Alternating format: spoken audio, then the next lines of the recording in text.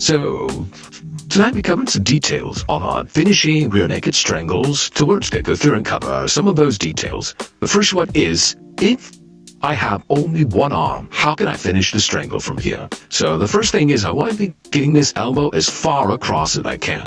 The further the better, because the more shallow it is, the less that I'm actually covering this far artery. I will definitely shoot this arm as far as I can. If you find that it's a struggle to get down across, so you see how right here my forearm's covering is throat instead of that artery, you can angle off just a little bit, and it's going to make it a lot easier for you to find that angle. Ideally, I want to have my hand on his back beyond his trap. Once I get into here, the strangle is going to be a lot stronger. So getting that big reach and that angle, first and foremost, is probably the most important thing. You should be able to finish a strangle with just one arm there. Very little strength, okay? Covering both arteries.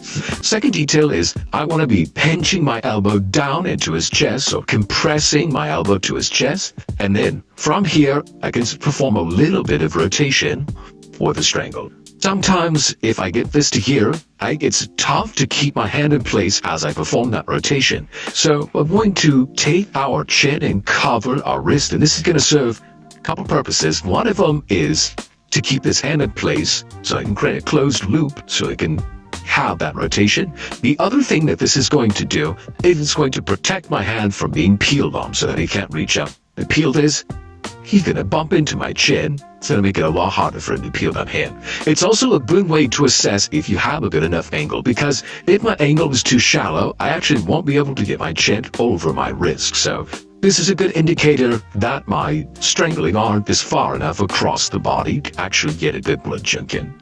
Okay, so practicing being able to finish with just a single arm. Once we have our single arm strangling mechanics down, then we can start layering in the second arm. We definitely don't want to bring it in front of their body. I like to go behind the mat, always saying on this side of their trap. I go knuckle to knuckle, just like this, and I slide my hand in. And then as my hand slides through, I can just lace these things up over the bicep, just like this. Ideally, I want my fingers to come all the way to the other side of his head, just like this. So you should be able to see that poking out from the far side here.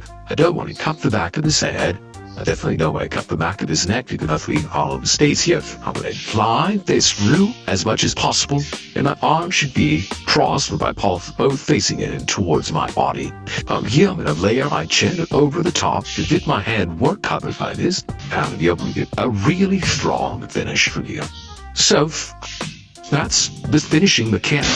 Then we also covered trapping the arm, or a couple of the options that we have from there. So starting from this modified seatbelt grip where we don't have our hands connected, but instead we're doing same side one-on-one grip over the wrist. The overhook hand is going to be getting the strangle here. So I can trap this same side arm by stiff arming straight down to their pocket, just like this. I don't want to think about pulling it behind them until I've already got it to straight. It would be a lot stronger when they have the arm in. As the arm strings out, it's going to make it a lot more difficult for them to retract it. So from here, I'm going to push it down to straight. I'm going to cover the arm, collect my own foot, closing that loop, making it difficult.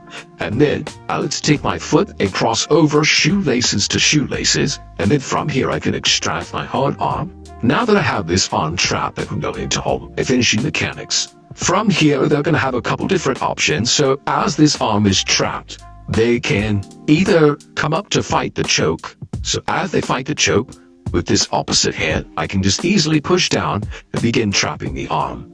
Though if they start to try to fight this hand and peel this off, that's going to allow me to reach down and create a cross grip here. So I'm reaching across with the opposite side arm to collect their hand. Now I can pull that across, and if I can get it over the top of the other arm, I can use the top arm to trap the bottom arm, making it easier to start to look for a strangle on this side. So if they go for to defend the strangle, I can trap the arm. If they go to fight the grip, I can switch off to a cross grip, just like this. And then I can start looking for my strangle on this side. It's going to be a lot weaker for them reaching for this. And if I want to, I can even collect this hand and bring it across, covering one arm with the other. From here, some of the finishing mechanics can, if you're having trouble getting past their last line of defense. So their line of defense is going to be the two arms and their chin. So once I've isolated one, well, both of their arms will still have one line of defense, and that's hacking their chin in. So when we start trying to get our strangle, we can either try to go over the top of the jaw, making sure to get the chin lined up with the crook of our elbow here, throwing in my strangle here and getting a mandible strangle. And as long as I can line up my forearm and my bicep over the carotid artery on either side, I'm still going to be able to get the finish even with a tough chin. If you have a really tough guy who had trouble getting the angle, then what you can do is, with isolated arms, so however you want to isolate those from the strangler, I like to use this to start to pry up on the chin, lacing one arm underneath. I often find that first lacing underneath ends up putting my arm in kind of a suboptimal position where I've got my forearm across the throat. So I have to do that a couple times, layering it until I find the angle that I prefer, which is chin lined up with the crook of the elbow.